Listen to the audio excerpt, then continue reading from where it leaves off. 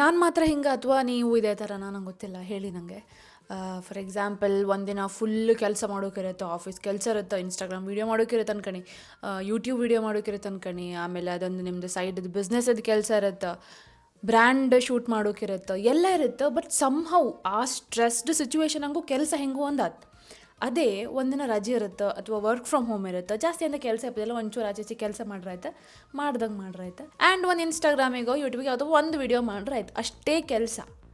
And ಅದು ಅದಿಲ್ಲ, ಅಷ್ಟು ಲೇಝಿ, ನೋ ಮೋಟಿವೇಶನ್, ಎಂಥದ್ದು ಇರ್ಬೋದಿಲ್ಲ. ಎಂತಕ್ಕದ ಆ ಥರ ಅತ್ತ ನನಗೆ ಹೇಳಿ, ನನಗೆ ಇದು ಸುಮಾರು ದಿನದಿಂದ ಕಾಡ್ತಿಪ್ಪಂತ ಕಟ್ಟ ಕಡೆಯ ಪ್ರಶ್ನೆ.